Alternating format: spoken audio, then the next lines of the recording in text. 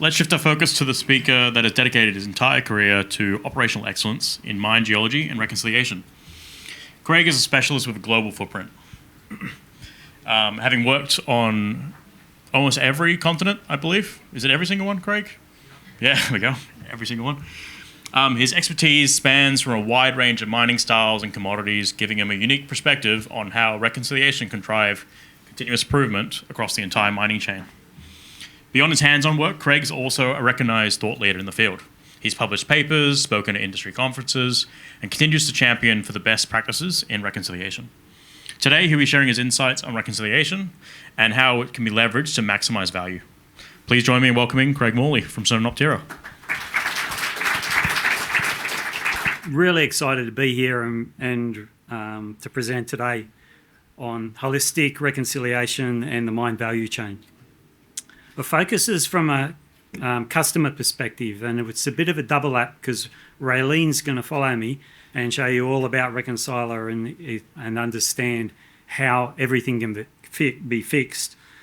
I'm going to deal more with the actual experiences on site and how that translates to issues, problems, and opportunities. There's a lot in these slides. Okay. I'm not going to talk to every slide and all the detail. I understand you can access the slides, so don't worry if I skip 10 bullet points on a page and only mention one. You can catch up with that if you like, at your leisure. So, for context, I want to start with mining as a business. And if you're a geologist, a metallurgist, miner, or a planner, then often we lose sight that it's all about dollars. It's not about tons. It's not about grade. Mining's a business, and we have to make a profit. So we need to understand this as we execute in our operations. I want to talk a little bit about the size of the prize. And you can scan through that while I'm talking, but the value we can deliver as technical specialists is actually quite significant. This slide shows actual results from a range of mining operations, and there's a lot of detail in here. So have a look if you're curious later at the slides, but let me give you a simple example that involves two trucks. So my question for you is, here's two truckloads. Which one has the most value? And I guess I'm seeing a lot of blank stares there, and I can hear you saying, Craig, you're insane. Like, they're the same. Same tons, same grade. But they're not both the same. One truck is carrying porphyry, and the other truck is carrying a breccia. And that means that recovery of the economic mineral, the copper, is a little higher for the breccia ore than it is for the porphyry. So truck one's value, if we convert it to dollars, is about $18,000. And truck two's is $23,000. If we get a bit more information, porphyry is a bit harder than breccia. So if we fed truck one to a plant for a year, we'd make $1.4 million in profit. But if we fed truck two, we'd make $2.03 million in profit. That's $600,000 more at no additional cost. Using value, and what I'm trying to emphasise for you, definitely helps us to highlight the differences. But the question is, can we make this work in real mining operations? So last year I was able to publish a paper. Much to my surprise, I got permission to do it at the AusIMM Geology Conference, detailing experience with 7 mines over 7 years. And they delivered an additional $831 million US in value. And we actually had the company's accounting team validate the numbers which they told us was the first time a technical team had ever asked them to do any work like that. That breaks down to 26.8 million Australian dollars extra profit per mine per year. And you're all asking, well, it's profit, but what was the return on investment? How much did you have to spend to do that? Well, normally companies expect returns on investment between 16 and 50%. That's kind of a good job. We got known as the 700 Club because the return on investment was, again, calculated by the accounting team at 731%. So it does work. It is possible for us to do this as technical specialists and technical people in the mining industry. So let's have a look at the value chain approach to reconciliation in a bit more detail.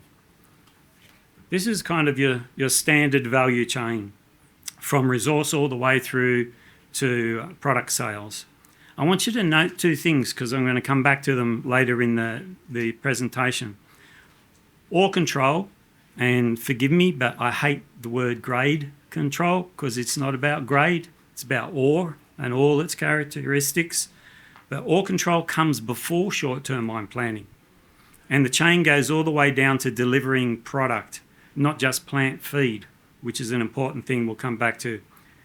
So let's look quickly at some detail in an example. The value chain shows the flow from resource to plant feed here. And there's some examples of the predictions along the way, like the models from the resource to ore control, even a post-blasted model, how the material is moved, and then some truth once we start to move the material and ultimately feed the ore to the plant. It's not all encompassing, but it's good enough to distinguish between claimed and predictions and estimates, models and plans to the actual trucks and plant feed. And importantly, of course, as I just mentioned before, output as a physical product, something that's sold, something that can be measured from our plants. The connections along this value chain between predictions, estimates and actions are critical, and this is what reconciliation is all about. And these are the reconciliation relationships that we should be looking at in our operations and reporting from. I like to express the reconciliations as a relationship and arcs along the value chain. So in the world that we're looking at, reconciliation and value is intrinsically linked. We'll step through them quickly in a few slides. So breaking the value chain down, reconciliation is all about comparing the claims, such as geological models, mine designs and plans, with actuals in terms of material moved and processed in the plant to deliver a physical product. And we can measure that, such as gold bars, nickel briquettes, lead zinc concentrate, etc. Plant outputs other than product are an interesting thing, like rejects, residue and tailings. And often these aren't measured, they're forgotten. And they still need to be included to ensure that the reconciliation and the mass balance actually balances and adds up. I'm not going to go into this slide in any detail at all. Have a look if you're interested. These examples by primary product across the top line in the dark blue highlight aspects below that can impact on value. So it's not just about copper. For example, if you've got clays in your feed as well, that's going to impact on your results. And these are important to be considered in the total process from modelling to planning to processing and of course in reconciliation. So what is mine value chain reconciliation? It's a comparison between the estimates and the actuals along the value chain to confirm and improve our models and plans and ensure execution to those plans and show our spend is adding value. Ultimately, it's a continuous improvement tool. It's something that we can do every day and we can improve the quality of our estimates and achieve our actuals. We benchmark our plans and predictions by reconciling to ensure their accuracy so we can keep that improvement going. And by improving the quality of our models, plans and predictions, we naturally add value. The trick, of course, is calculating the value. So let's take a quick walk through each of the stages of the value chain and have a look in a little bit more detail. JORC and SAMRAC provide guidance and standards for resource and reserves, and reconciliation provides a view on how these long-term models actually perform. In addition to the resource and reserve, it's important to have data that enables detailed planning. Underground operations do this really well. For example, they may use additional diamond drilling that informs the short-term plan. Remember I said I'd come back to that? Many open pits, unfortunately, have adopted the sampling of blast holes that's really useful for putting explosives in, but really bad in terms of sampling methodology. And access to data often only happens the day that the digging starts. So how can you use that in any plan? So I'll talk about some opportunities that there is in open pits in this slide. I've already mentioned the diamond drilling in underground operations. But for open pits, increasingly across the industry, we're starting to see RC drilling is being implemented so that data in higher quality with a good sample is available not the day before, but in some cases up to 12 to 18 months ahead of mining in order to cover the full budget period and the short-term mine plan. Remember that 831 million US that I talked about at the start of the presentation? A large chunk of that result was from improved mine planning, blending strategies and compliance to plan as a result of having that data a lot earlier than the day before we were mining it. Next along the value chain is the mining, the drill and blast, and the load and the haul. So let's have a look at an open pit example. And I'm not going to cover everything that happens in the pit, but for many years, movement of waste boundaries was done visually by geos, but the mixing during blasting was never considered. With safety playing a card quite rightly, they made the call to stop our geologists being able to walk across the blasted material and lay down new tapes and look at the blasted rocks. But by using digital technology to model the moved boundaries, now we can actually not only show the moved lines, but we can simulate what mixing happened during the blast. You can see here that one mine reported $41 million in value add using this new safe and digital technology in a single year. The software itself actually does the calculation for you. So that's a bonus in terms of not having to do it manually or do it in Excel. The other thing that was a byproduct from this is we actually even, and I'm going to try and make this work if I can. We've got the red arrow.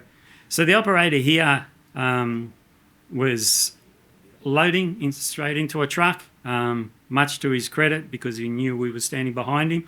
He turned and looked at the screen, but he'd already had 2 buckets into the truck anyway.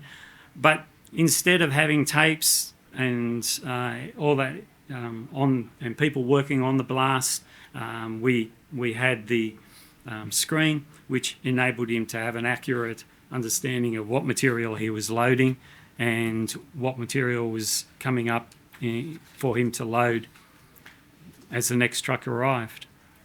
So now, moving on to planning, spatial compliance to plan. George Whittle, you will recognise if you don't know George, his father invented the Whittle optimisation that we use in most of our open pits. And I love this quote. The first time that I heard it, I just had to write it down. You know, if you don't mind the plan, you're not going to get the results in the plan. So it's such a simple view on how our operations actually work. And unfortunately, in a lot of the open pits, what is mined is actually very different to what is planned. Even in good operations, you can see here the design on one side and the as mined on the other. When things blast happens, this is a small variation in many terms. But the message that I'm trying to get across is we shouldn't just be monitoring it and showing it. We should be using it as a metric within our business and calculating spatial compliance to plan. Another thing that's often a bit of a hazard within our industry is the whole concept of if we mine it in advance, then that's good. We're actually doing more. We're beating the plan. Well, no, you're not. You're stealing what you need to mine next month, and so you're not going to get the results that are in the plan. Dispatch systems, both underground and open pit, can be very, very useful to track material and ensure that the material goes to the right destination, and for informing reconciliation processes. The information moves along with the physical material in the system. Stockpiles, and we've heard a little bit about stockpiles already today. Stockpiles is a process that can definitely add value to our operations, such as blending, and we've heard a bit about that as well, to optimise recovery, but it can also destroy value, such as adding dilution onto the stockpiles. It all depends how they're planned and how they're executed. It is clear that any material removed from a stockpile will rarely be exactly the average of the entire stockpile, especially when often our stockpiles runs into hundreds and thousands and even millions of tonnes. But a lot of time, this is all information that is available to us to use. And other attributes such as hardness and deleterious elements and all those things don't come along as well. But now we've seen some examples with the stacker reclaimer stockpiles, but it's also possible to create 3D block models of truck dump stockpiles in real time. We can effectively do ore control by having that data in the stockpile models, reclaiming from different areas of the stockpile to optimise the feed to the plant and maximise recovery, throughput and of course value, and to meet the targets of our mine plans. And finally, we come to the processing plant. Plants are configured based on the ore body and the product, and that makes them complicated. This is a simple flow diagram of a plant operation. Of course, metallurgists are continuously doing analysis and mass balances, etc. But for reconciliation, we can actually get away with a bit of a black box approach. As mentioned earlier, it's essential to reconcile the planned product to the actual product produced. This is the holy grail, to achieve the product predicted by the plan. On the reject side, it can get a bit complicated with sorting and recirculation of material back into the plant and the tailings, where it's common that sometimes no sample is actually taken so that we can magically back calculate it and then everything balances. Not good practice, but on the feed side, there's lots of opportunity for sampling and technology available to enable us to find out how what we've fed to the plant compares to the prediction made by the mine delivered estimates. Fortunately, there's significant technologies that help us with this. Automated sampling collection, and they provide analysis in real time, and in addition, delivery to a lab will provide even more useful results for reconciliation on feed. So what is best practice, and where are the tools available for holistic reconciliation? Not surprisingly, data quality, collection and storage is critical, and having the tools to facilitate that process is essential. I'm not going to go through the list. You can scan it yourself and have a look at it later. So software is better than Excel. We've heard this theme a little bit today as well. And using dedicated software for managing and analysing reconciliation data is now a reality with Reconciler. The Reconciler product spans the value chain that we've been discussing, and you can see it presented here against a value chain, facilitating the collection of data, analysis and reporting. Raylene's going to fill you in on Reconciler solution in the talk coming up in probably 4 or 5 minutes. So I'm going to leave it there and leave her to present about Reconciler in more detail. So the last thing I want to share with you is what I share with teams, technical teams on site. How do we quantify value delivery from applying a value chain approach and reconciliation?